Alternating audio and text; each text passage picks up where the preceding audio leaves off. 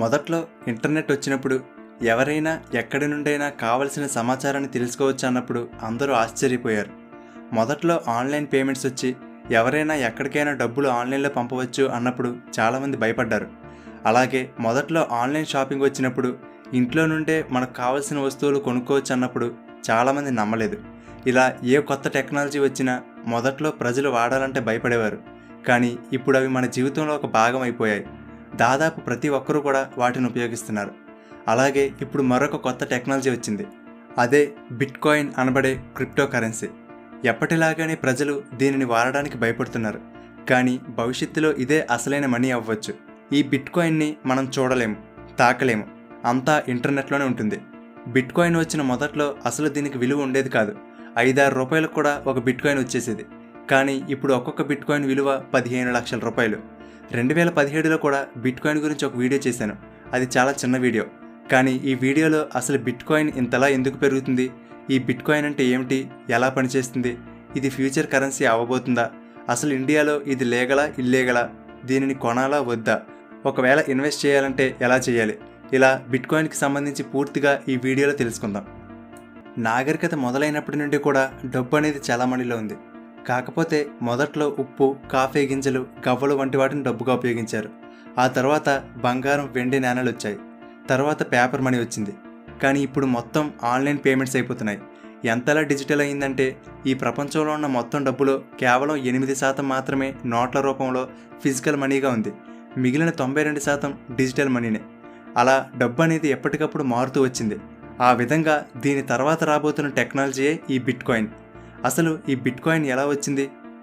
2008 అక్టోబర్లో ఆన్లైన్లో bitcoin white paper అనే 9 పేజీల ఒక డాక్యుమెంట్ పబ్లిష్ అయింది.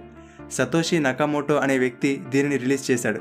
దీనిలో బిట్కాయిన్ అనబడే డీసెంట్రలైజ్డ్ క్రిప్టో కరెన్సీని ప్రవేశపెడుతున్నట్లు ప్రకటించాడు. అసలు ఈ సతోషి నకామోటో అనే వ్యక్తి ఎవరు? ఆడ, మగ, ఒక్కడేనా లేదా ఒక గ్రూపా అనేది ఇప్పటికీ ఎవరికి తెలీదు.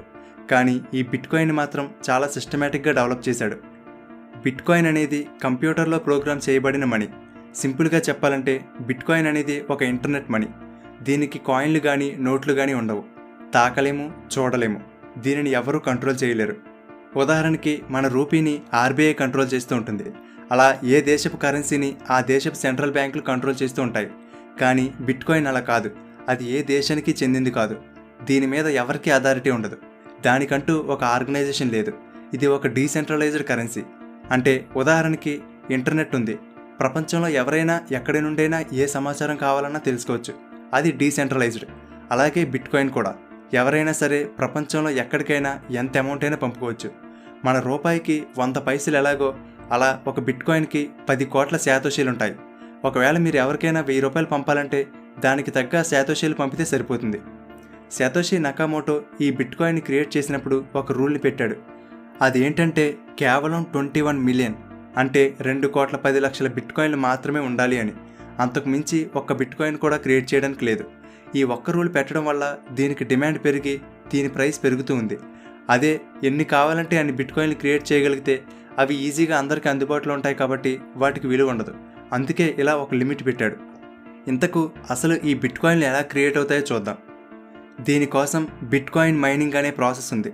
అంటే మనం ఎవరికైనా డబ్బు పంపిస్తే మధ్యలో బ్యాంక్ కానీ లేదా వీసా వంటి కంపెనీలు కానీ మీడియేటర్గా ఉంటాయి. ఇవి ట్రాన్సాక్షన్ సరిగ్గా జరిగిందా లేదా అని చెక్ చేస్తూ ఉంటాయి. కానీ బిట్కాయిన్లో మధ్యలో మీడియేటర్లు కానీ ఆర్గనైజేషన్ కానీ ఎవరు ఉండరు. అందుకోసం ట్రాన్సాక్షన్ వెరిఫై చేయడానికి మధ్యలో బిట్కాయిన్ మైనింగ్ అనే ప్రాసెస్ని పెట్టాడు. ఈ మైనింగ్ ప్రాసెస్ని చేసేవారిని మైనర్లు అని అంటారు. ఉదాహరణకి ఒక వ్యక్తి నుండి మరొక వ్యక్తికి బిట్కాయిన్ ట్రాన్స్ఫర్ చేశారనుకోండి. అది ట్రాన్స్ఫర్ అయ్యే గ్యాప్లో ఒక మ్యాథమెటికల్ ప్రాబ్లం ఉండే ఒక బ్లాక్ క్రియేట్ అవుతుంది. ఇప్పుడు ఈ బిట్కాయిన్ మైనర్లు ఆ ప్రాబ్లమ్ని సాల్వ్ చేసి ఆ బ్లాక్ని బ్లాక్ చైన్ అనే లెడ్జర్ నెట్వర్క్కి యాడ్ చేస్తారు. ఈ బ్లాక్ చైన్ అనేది ఒక పద్దుల చిట్టా లాంటిది. ప్రపంచంలో ఎవరికి బిట్కాయిన్ పంపినా ఆ ట్రాన్సాక్షన్ ఈ బ్లాక్ చైన్లో ఉంటుంది. ఇది కేవలం ఏదో ఒక కంప్యూటర్లో ఉండదు. ప్రపంచంలో ఎన్ని వేల మంది అయితే మైనింగ్ చేస్తూ ఉంటారో వాళ్ళందరి నెట్వర్క్లో బ్లాక్ చైన్ అంతా ఎప్పటికప్పుడు అప్డేట్ అవుతూ ఉంటుంది. ఇదే బిట్కాయిన్లో ఉండే అద్భుతం. ఎందుకంటే ఎవరూ కూడా ఈ బిట్కాయిన్లో ట్రాన్సాక్షన్ హ్యాక్ చేయడం కానీ లెక్కలు మార్చేసి ఫ్రాడ్ చేయడానికి కానీ అవ్వదు. ఎందుకంటే ఏదో ఒక కంప్యూటర్ని హ్యాక్ చేయవచ్చు కానీ బ్లాక్ చైన్ నెట్వర్క్లో ఉండే మొత్తం కంప్యూటర్లన్నీ హ్యాక్ చేయడం అనేది ఎవరికీ సాధ్యం కాదు. అందుకే బిట్కాయిన్ ట్రాన్సాక్షన్ అనేది చాలా సెక్యూర్గా ఉంటుంది. ఈ విధంగా ఒక బిట్కాయిన్ ట్రాన్సాక్షన్ జరిగినప్పుడల్లా బిట్కాయిన్ మైనర్లు ఆ ప్రాబ్లమ్ని సాల్వ్ చేసి వాటిని బ్లాక్స్గా మార్చి బ్లాక్ చైన్కి యాడ్ చేయాలి. ఈ ప్రాసెస్నే బిట్కాయిన్ మైనింగ్ అని అంటారు. ఈ ప్రాసెస్ అంతా చేసినందుకు గాను బహుమతిగా కొన్ని కొత్త బిట్కాయిన్స్ క్రియేట్ అవుతాయి. వాటిని బిట్కాయిన్ మైనర్లు ఉపయోగించుకుంటారు. ఇలా ఒక బ్లాక్ని బ్లాక్ చైన్కి యాడ్ చేస్తే 12.5 బిట్కాయిన్లు వస్తాయి. మరి ఈ బిట్కాయిన్ మైనింగ్ మనం కూడా చేయవచ్చు అంటే అది చాలా కష్టమైన పని. ఆ ప్రాబ్లమ్స్ని సాల్వ్ చేయడానికి పెద్ద పెద్ద కంప్యూటర్ సర్వర్లను ఉపయోగించాలి. వాటికి అయ్యే కరెంట్ బిల్ లక్షల్లో ఉంటుంది. ఆ సర్వర్ల నుంచి విపరీతమైన హీట్ జనరేట్ అవుతుంది. వాటికి కూలింగ్ సిస్టమ్ ఉండాలి. సతోషి నకామోటో దీనిని ఎలా డిజైన్ చేశాడంటే, ఎక్కువ మంది మైనింగ్ చేసే కొద్దీ బిట్కాయిన్ ట్రాన్సాక్షన్ జరిగినప్పుడు వచ్చే మ్యాథ్స్ ప్రాబ్లం అనేది కష్టంగా వచ్చేలా చేశాడు. అలాగే మైనింగ్ చేసే వాళ్ళకి బహుమతిగా వచ్చే బిట్కాయిన్ సంఖ్యలను కూడా తగ్గించేశాడు. బిట్కాయిన్ వచ్చిన మొదట్లో సాధారణంగా మన దగ్గర ఉండే ల్యాప్టాప్ నుండి కూడా మైనింగ్ చేసేయచ్చు. బిట్కాయిన్ మైనర్ల సంఖ్య పెరిగే కొద్దీ ప్రాబ్లమ్స్ కూడా కష్టంగా మారడంతో కంప్యూటర్ సర్వర్లను ఉపయోగించవలసి వస్తుంది. అలాగే స్టార్టింగ్లో ఒక బ్లాక్ని బ్లాక్ చైన్కి యాడ్ చేస్తే వాళ్ళకి 50 బిట్కాయిన్లు వచ్చేవి. తర్వాత ఆ సంఖ్య 25కి పడిపోయింది. ఇప్పుడు 12.5గా ఉంది. త్వరలో ఇది 6.25 బిట్కాయిన్స్కి మారిపోతుంది. ఇలా మైనింగ్ చేసే వాళ్ళకి కొత్త బిట్కాయిన్లు క్రియేట్ అయ్యి వాళ్ళకి బహుమతిగా వచ్చి అవి అలా చాలామణిలోకి వస్తాయి. అయితే మనం ముందు చెప్పుకున్నాం కదా, 2,10,00,000 బిట్కాయిన్లు మాత్రమే క్రియేట్ అయ్యేలా ఒక లిమిట్ పెట్టాడని.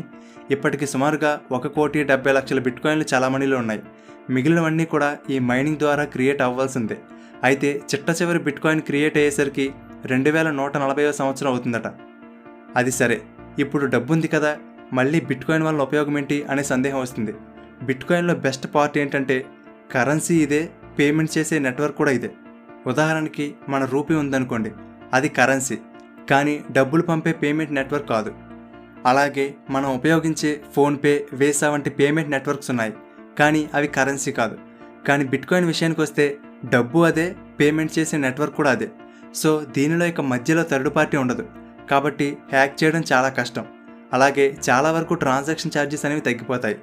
బిట్కాయిన్ కనుక మొత్తం వాడకంలోకి వస్తే సంవత్సరానికి సుమారుగా $200 బిలియన్ ట్రాన్సాక్షన్ ఛార్జెస్ సేవ్ అవుతాయట. అంతేకాదు, విదేశాల్లో ఉన్న బంధువులకి ఎవరికైనా డబ్బులు పంపాలంటే చాలా పెద్ద ప్రాసెస్, ఛార్జెస్ ఎక్కువగా ఉంటాయి. గవర్నమెంట్ పెట్టిన కొన్ని రూల్స్ కూడా ఉంటాయి. కానీ బిట్కాయిన్లో అలాంటివేమీ ఉండవు. ఎంత డబ్బు అయినా ఎవరికైనా పంపుకోవచ్చు. అలాగే బిట్కాయిన్ ట్రాన్సాక్షన్ జరిగితే డబ్బు పంపిన వ్యక్తి ఎవరు, ఎవరికి పంపారు అనేది కూడా ఎవరికీ తెలియదు. ఎంత డబ్బైనా పంపుకోవచ్చు. ఈ ఒక్క పాయింట్ క్రిమినల్స్కి, ఇల్లీగల్గా వ్యాపారం చేసేవారికి, హ్యాకర్స్కి బాగా ఉపయోగపడుతుంది. ఎవరు ఎవరికి పంపారో తెలియదు, ఎవరి ఐడెంటిటీ కూడా బయటపడదు. కాబట్టి వీళ్ళంతా కూడా బిట్కాయిన్స్లో పేమెంట్ చేస్తూ ఉంటారు. మరి బిట్కాయిన్ మన దేశంలో లీగలా, ఇల్లీగలా అనే సందేహం చాలామందికి ఉంటుంది. బిట్కాయిన్ని ఎవరు క్రియేట్ చేశారో తెలియకపోవడం, ఎవరు దీనిని కంట్రోల్ చేయకపోవడం, దాని ధర విపరీతంగా పెరిగిపోవడంతో ఆర్బీఐ మొదటి నుండి కూడా బిట్కాయిన్తో జాగ్రత్తగా ఉండమని చెప్తూ వచ్చింది. 2018లో అయితే ఏకంగా ఇండియాలో క్రిప్టో కరెన్సీని కొనడం, అమ్మడం బ్యాన్ చేసింది. అయితే ప్రపంచంలో అభివృద్ధి చెందుతున్న చాలా దేశాలు బిట్కాయిన్ని ఉపయోగిస్తున్నాయని, కొన్ని దేశాల్లో అయితే ఏకంగా బిట్కాయిన్ ఏటీఎంలు కూడా ఉన్నాయని, అలాంటిది ఇండియాలో బిట్కాయిన్ బ్యాన్ చేయడం కరెక్ట్ కాదని 2019లో internet and mobile association of India వాళ్ళు సుప్రీంకోర్టులో పిటిషన్ ఫైల్ చేశారు. దానితో 2020 మార్చిలో సుప్రీంకోర్టు ఆర్బీఐ క్రిప్టో కరెన్సీ మీద ఉన్న బ్యాన్ని తీసేయమని చెప్పి తీర్పునిచ్చింది. సో ఆర్బీఐ క్రిప్టో కరెన్సీ మీద ఉన్న బ్యాన్ని తీసివేసింది. కాబట్టి ఇప్పుడు ఇండియాలో బిట్కాయిన్ కొనడం ఇల్లీగల్ కాదు. కాకపోతే దాన్ని రెగ్యులేట్ చేయడానికి ఎటువంటి లాస్ కానీ రెగ్యులేషన్స్ కానీ లేవు. కాబట్టి బిట్కాయిన్ కొనేవాళ్ళు కొంచెం జాగ్రత్తగా ఉండమని, ఒకవేళ డబ్బులు పోతే ఎవరూ బాధ్యులు కారని ఆర్బీఐ హెచ్చరిస్తుంది.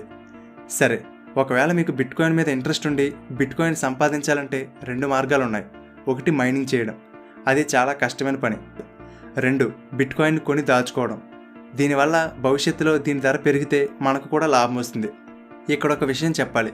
2010లో లాస్లో హెయిన్స్ అనే ఒక ప్రోగ్రామర్ తన దగ్గర ఉన్న 10,000 బిట్కాయిన్లను ఉపయోగించి 2 పిజ్జాలు కొనుక్కున్నాడు. ఎందుకంటే అప్పట్లో బిట్కాయిన్లకు అసలు వాల్యూ ఉండేది కాదు.